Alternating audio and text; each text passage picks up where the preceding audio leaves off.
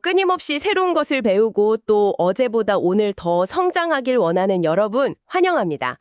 오늘 심층 탐구 시간에 오신 것을 환영하는데요. 네, 반갑습니다. 우리가 매일 엄청난 정보의 홍수 속에서 살아가고 있잖아요. 그런데 가끔은 전혀 예상치 못한 곳에서 우리 삶을 관통하는 묵직한 지혜를 발견할 때가 있습니다. 오늘 우리가 파헤쳐볼 자료가 딱 그렇거든요. 맞습니다.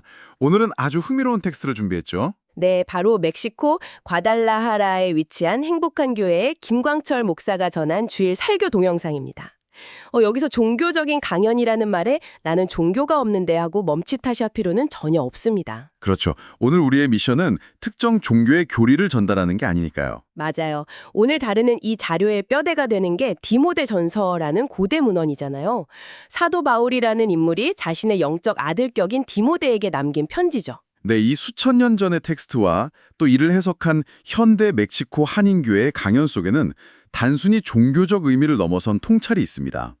조직 내에서의 리더십이나 인간관계의 본질, 그리고 진정한 행복과 심리적 안정감에 대한 아주 예리한 지혜가 숨어 있거든요. 그래서 우리는 오늘 이 강연을 일종의 인간 심리와 조직 행동학에 관한 아주 오래된 고전 매뉴얼로 접근해 볼 겁니다. 바로 그 지점이 오늘 심층 탐구의 핵심 방향성입니다. 현대사회는 그야말로 만성적인 번아웃과 끝없는 경쟁의 연속이잖아요. 진짜 그렇죠. 숨 돌릴 틈이 없으니까요. 이런 치열한 일상을 살아내고 있는 지금 이 방송을 듣고 계신 여러분에게 이 고대의 지혜가 어떻게 아주 실용적이고 강력한 심리적 해독제가 될 수 있는지 하나씩 추출해 보겠습니다. 좋습니다. 자, 그럼 첫 번째 내용부터 짚어볼 텐데요. 제가 자료를 보면서 가장 먼저 좀 놀랐던 부분은 우리가 흔히 알고 있는 성공의 공식과 완전히 정면으로 충돌하는 주장이 등장한다는 거였습니다. 성공의 공식이라면 보통 어떤 것들을 떠올리시나요? 당연히 주인공이 되어라. 아니면 어딜 가든 1인자가 되어야 살아남는다. 이런 것들이죠. 자기 PR 시대잖아요.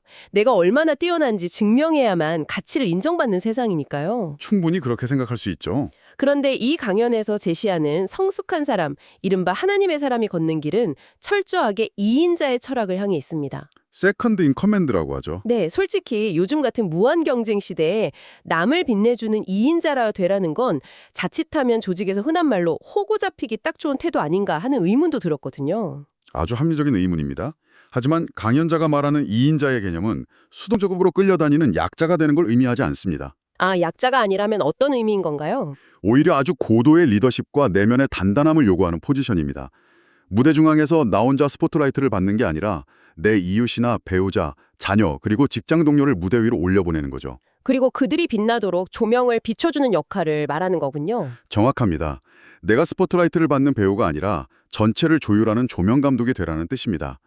강연자는 남을 통제하고 군림하려 드는 방식의 한계를 명확히 지적합니다. 누군가를 힘으로 누르거나 억지로 조종해서 성과를 끌어내려고 하면 문제가 생기잖아요. 그렇죠. 단기적인 결과는 나올지 몰라도 필연적으로 조직이나 관계에 심각한 부작용이 발생합니다. 반발심이라던가 수동적인 태도, 숨은 분노 같은 것들이죠. 그런데 여기서 강연에 아주 인상적인 명제가 하나 등장하더라고요. 바로 섬김에는 부작용이 없다는 문장입니다. 네, 그 말이 참 묘하게 설득력이 있죠. 우리가 누군가를 진심으로 돕고 그 사람의 성장을 밑에서 받쳐줄 때 거기에 앙심을 품거나 반발하는 사람은 없으니까요. 맞아요. 누군가를 통제하려 할 때는 마찰열이 발생하지만 누군가를 섬기고 지원할 때는 신뢰라는 자본이 차곡차곡 쌓이게 되잖아요. 그렇습니다. 섬김이 사랑을 낳고 그 사랑이 또 다른 섬김을 낳는 선순환의 고리가 만들어지는 겁니다.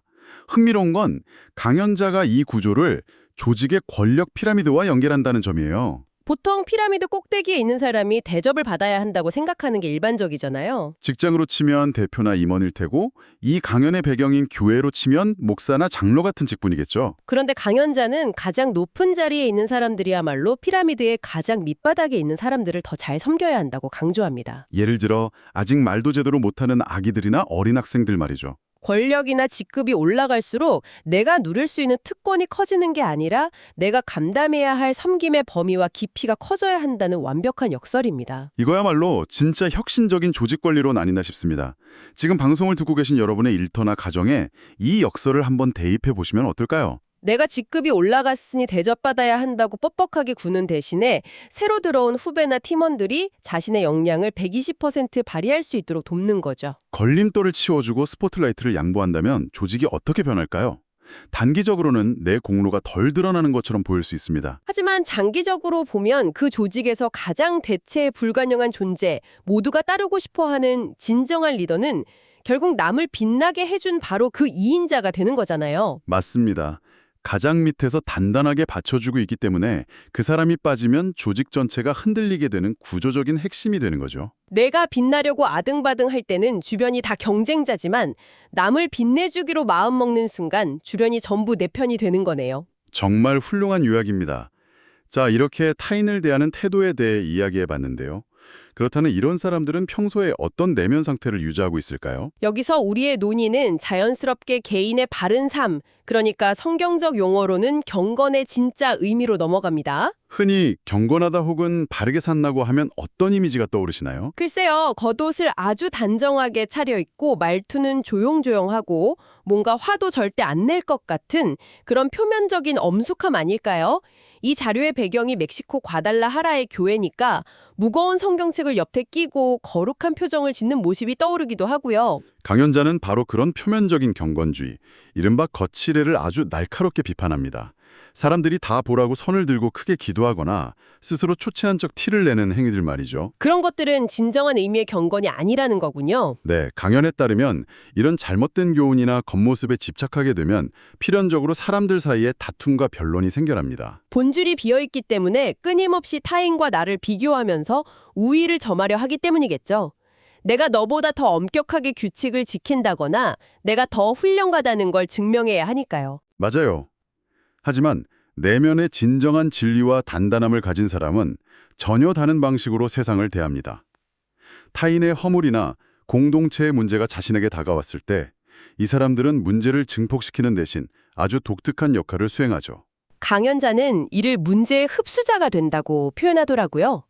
저는 이 자료를 보면서 이 문제의 흡수자라는 표현이 가장 강렬하게 다가왔습니다. 어떤 점에서 그렇게 느끼셨나요? 우리가 직장이나 어떤 모임에 속해 있다 보면 진짜 피곤한 순간이 언젠가요? 누군가의 작은 실수나 흠집이 발견됐을 때잖아요. 그게 한 사람 입에 들어가는 순간 이리저리 살이 붙고 부풀려져서 어느새 2개, 3개의 악의적인 소문으로 재생산되어 퍼져나갑니다. 그것이 바로 인간의 보편적인 방어기제이자 얄팍한 인정욕구입니다. 남의 약점을 씹으며 자신은 도덕적으로 우월하다는 착각에 빠지는 거죠. 그런데 강연자는 누군가의 허물이 내게 들어왔을 때 그것을 동네방네 퍼나르는 확성기가 된다면 그것은 본인 내면에 아무런 진리나 성숙함이 없음을 스스로 증명하는 꼴이라고 강하게 지적합니다. 반대로 문제의 흡수자는 그 악순환의 고리를 끊어버리는 사람이죠.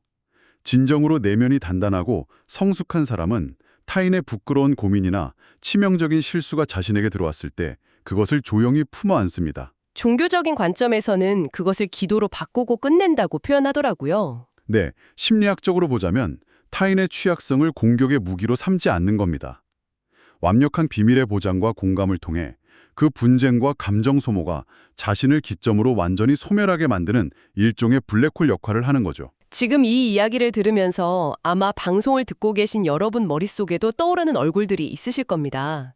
작은 이야기만 들어가도 온 동네방네 소문을 내고 다니는 조직의 확성기 같은 사람. 번대로 어떤 치부를 드러내도 절대 밖으로 새어나가지 않고 조용히 위로를 건네주는 든든한 금고 같은 사람도 있죠. 그리고 무엇보다 가장 뼈아픈 질문은 이거겠죠. 나는 과연 다른 사람들에게 어느 쪽으로 기억되고 있을까? 조직 내에 이런 문제의 흡수자가 단 한 명이라도 존재한다면 그 공동체의 회복 탄력성은 상상을 초월할 정도로 높아집니다. 불필요한 사내 정치나 감정 싸움이 그 사람 앞에서 다 무력화되기 때문이죠. 진정한 바른 삶이란 겉모습을 꾸미는 게 아니라 타인의 아픔을 덮어주는 내면의 넓이를 의미한다는 걸 이 텍스트가 명확히 보여주는 것 같습니다. 자, 그렇다면 남을 빛내주고 타인의 문제를 흡수할 만큼 내면이 넓고 단단한 사람들은 평소에 무엇으로 삶의 만족을 얻을까요? 여기서 우리는 부와 행복의 기준에 대한 이야기로 넘어가게 되는데요. 자료에 보면 김광철 목사님의 아주 유쾌하고 현실적인 에피소드가 하나 등장하죠. 네, 토요일마다 교회에서 운영하는 오병이어 학교라는 프로그램에 얽힌 일합니다. 오병이어면 성경에서 빵 5개와 물고기 2마리로 수많은 사람을 먹였다는 그 기적 이야기잖아요. 아이들 모아놓고 하는 주말학교 이름인가 보군요. 맞습니다. 그 학교에 초등학생 아이들이 한 12명에서 13명 정도 오는데 목사님이 이 아이들을 먹이려고 동네 빵집에서 빵 30개를 사가셨다고 해요. 여기서 목사님이 아주 인간적이고 현실적인 계산을 하시더라고요. 아이들이 10명이 조금 넘으니까 하나씩 먹고 나면 10몇 개가 남겠지. 그럼 그 남은 빵은 잘 챙겨뒀다가 내일 주일날 교회에 오는 다른 아이들에게도 나눠줘야겠다. 진짜 우리 주변에서 흔히 볼 수 있는 어른들의 합리적인 계산법이죠. 한정된 자원으로 내일의 효율까지 생각하는 마인드니까요. 그런데 결과가 완전히 빗나갔잖아요. 초등학교 고학년 아이들의 무시무시한 식욕을 얕잡아 본 거죠. 아이들이 빵을 하나씩만 먹고 얌전히 끝낸 게 아니라 2개, 3개씩 개눈 감추듯 먹어 치운 겁니다. 결국 남겨서 내일 쓰려던 계획은 물거품이 되고 빵 30개는 그 자리에서 순식간에 흔적도 없이 사라졌습니다. 강연자는 텅 빈 빵봉지를 보면서 내가 아직도 이 아이들을 너무 모르는구나 하고 허탈하게 웃으셨다고 해요. 어른의 얄팍한 계산이 아이들의 순수한 식욕 앞에서 와르르 무너진 참 귀여운 일화인데요. 이 에피소드는 디모데전서 6장 8절의 내용과 절묘하게 맞물립니다. 우리가 먹을 것과 입을 것이 있은즉 족한 줄로 알 것이니라 라는 문장이죠. 네, 우리는 흔히 진짜 부자 혹은 성공한 삶이란 남들보다 더 많은 것을 소유한 상태라고 정의합니다.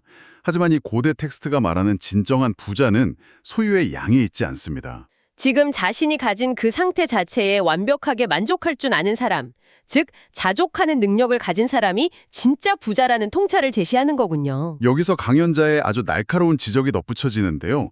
현대인들은 감사하는 데 있어서 항상 꼬리표, 그러니까 수식어를 붙인다는 겁니다. 오늘 밥을 먹을 수 있어서 감사하다가 아니라 미슐랭 별을 받은 레스토랑에서 밥을 먹어서 만족한다 이런 식으로요. 바로 그겁니다. 비바람을 막아줄 옷이 있어서 감사하다가 아니라 남들이 알아주는 명품 로고가 박힌 옷을 입어야만 만족한다고 조건부를 달아버립니다. 스스로 만족의 허들을 끝없이 높이고 있는 거죠. 감사의 조건에 화려한 수식어가 붙기 시작하면 인간은 영원히 갈증 상태에 놓이게 되잖아요. 내가 샤넬을 사면 에르메스를 가진 사람이 부럽고 강남의 아파트를 사면 한강 뷰가 안 보여서 불행해지는 식으로요. 영원히 만족할 수 없는 쳇바퀴에 올라타는 겁니다. 문어는 이 자족하는 마음이 부재할 때 인간이 결국 파멸을 부르는 시험과 올무, 해로운 욕심에 빠지게 된다고 경고하죠. 그런 의미에서 아까 그 빵 30개의 일화가 다시 보이더라고요. 한창 배고픈 아이들이 동네 빵집에서 사온 소박한 빵 하나를 입에 물고 세상을 다 가진 듯 행복해하는 모습.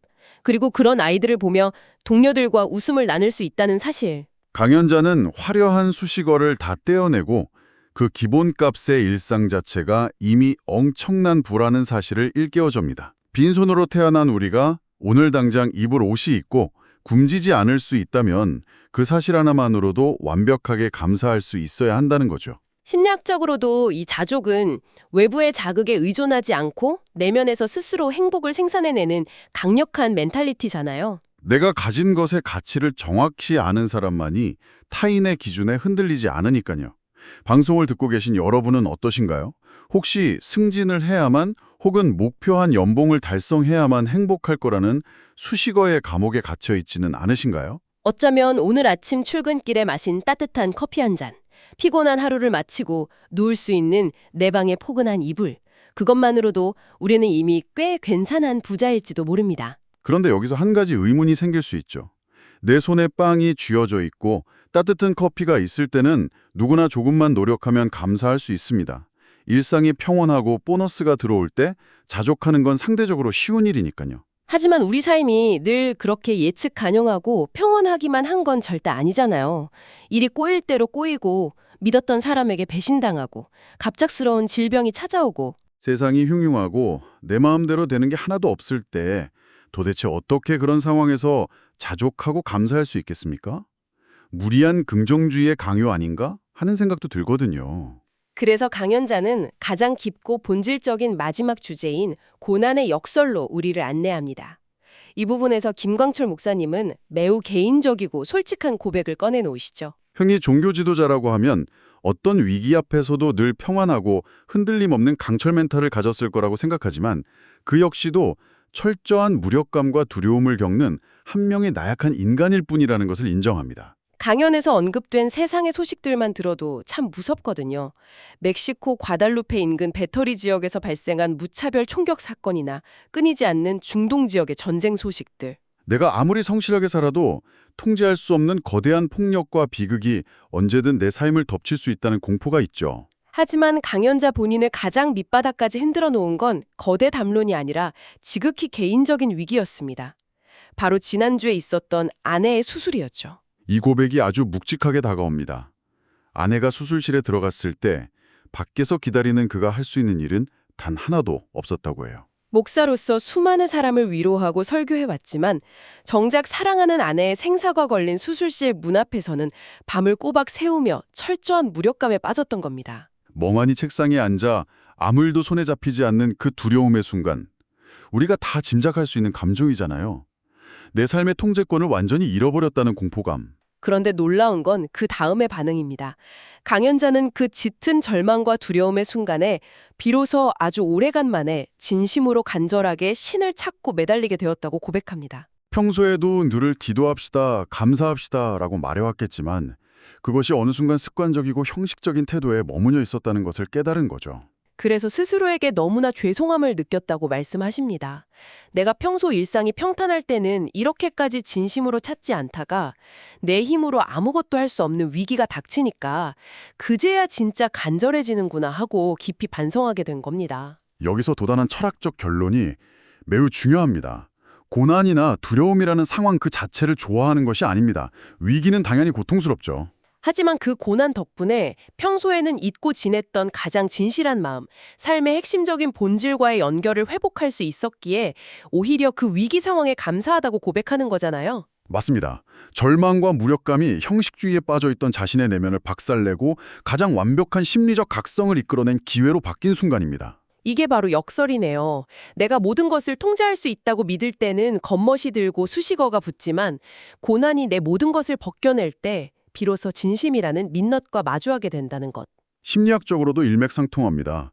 인간은 한계 상황, 즉 통제권이 완전히 상실된 절망에 직면했을 때 비로소 자신이 쥐고 있던 헛된 욕망들을 내려놓고 삶의 가장 핵심적인 가치에 집중하게 됩니다. 그에게는 그것이 진실한 신앙의 회복이었고 우리 각자에게는 가족에 대한 사랑이나 건강의 소중함 혹은 내면의 평화일 수도 있겠죠. 고난은 우리 삶의 우선순위를 강제로 그러나 가장 정확하게 재조정해주는 가혹한 스승인 셈입니다.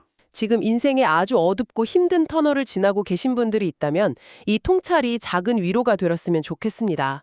당신을 짓눌고 있는 그 불안과 위기가 사실은 가짜 욕망들을 씻어내고 진심을 회복시키는 과정일지도 모르니까요. 자, 이렇게 고대의 텍스트와 현대의 삶이 교차하는 지점들을 쭉 짚어봤는데요. 오늘 멕시코 과달라화라에서의 메시지를 전체적으로 갈무리해볼 시간이군요. 네, 정말 밀도 높은 지혜들을 뽑아냈습니다. 첫째, 남을 짓밟고 1인자가 되려는 피곤한 레이스에서 벗어나 내 주변 사람들을 무대 위로 올려 빛내주는 2인자가 되는 것. 그것이 결국 나를 가장 대체 불가능한 존재로 만든다는 역설. 둘째, 누군가의 허물을 씹으며 우월감을 느끼는 확성기가 되는 대신 그 분쟁을 내 안에서 조용히 끝내버리는 단단한 문제의 흡수자가 되는 법. 셋째, 화려한 수식어를 떼어내고 동네 빵집의 빵 하나로도 세상을 다 가진 듯 기뻐하는 어린아이들처럼 조건 없는 자족의 태도. 마지막으로 내 모든 통제권이 사라진 고난 속에서 오히려 관성에 젖어 있던 나의 깊은 진심을 회복하게 되는 고난의 역설까지 살펴봤습니다. 무한 경쟁과 정보 과잉 속에 쫓기듯 살아가는 우리에게 브레이크를 걸어주고 삶의 나침반을 다시 세우게 만드는 통찰들이었습니다. 자, 이제 오늘 심층 탐구를 마무리하면서 여러분의 머릿속을 기분 좋게 뒤흔들어 놓을 도발적인 생각거리를 하나 던져볼까 합니다. 오늘 논의의 출발점이었던 섬김에는 부작용이 없다는 2인자의 철학 말입니다. 이것을 개인의 도덕적 수양으로만 남겨두지 않고 시스템의 차원으로 끌어올려보면 어떨까요? 피도 눈물도 없이 효율성만 따지는 현대의 기업 경영 시스템이나 매일같이 상대방의 약점을 물어뜯는 정치 시스템에 이 원리를 그대로 이식해보는 거죠. 상상해보시죠. 경쟁자의 실수를 폭로하는 것으로 권력을 쟁취하는 세상이 아니라 누가 상대방의 약점을 더 완벽하게 흡수해주고 장점을 더 빛나게 만들어줄 수 있는지를 놓고 경쟁하는 세상 말입니다. 평가 기준 자체가 완전히 뒤집히는 겁니다. 너무 동화 같고 이상적으로 들리시나요? 당장은 현실성 없어 보일지 모릅니다. 하지만 지금 우리가 겪고 있는 직장 내 번아웃이나 극단으로 치닫는 사회적 분열을 생각해 보십시오. 기존의 파괴적인 경쟁 시스템은 이미 한계에 다다랐습니다.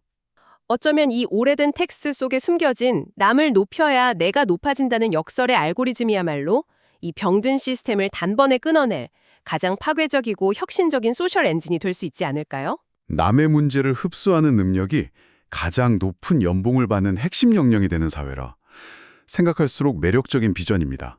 이 작동 원리가 실제 우리 사회에 적용된다면 뉴스의 헤드라인부터 당장 내일 아침 출근하는 사무실의 공기까지 모든 것이 송두리째 바뀔지도 모릅니다. 맞습니다. 오늘 이 도발적인 상상과 함께 심층 탐구를 마치겠습니다. 멕시코 과달라하라에서 날아온 이 통찰이 여러분의 팍팍한 일상에 따뜻한 환풍구가 되었기를 바랍니다. 오늘 하루 누군가를 빛나게 해주는 멋진 2인자가 되어보시는 건 어떨까요? 다음 시간에도 당신의 두뇌를 기분 좋게 자극할 흥미로운 자료로 돌아오겠습니다. 함께해 주신 여러분 감사합니다.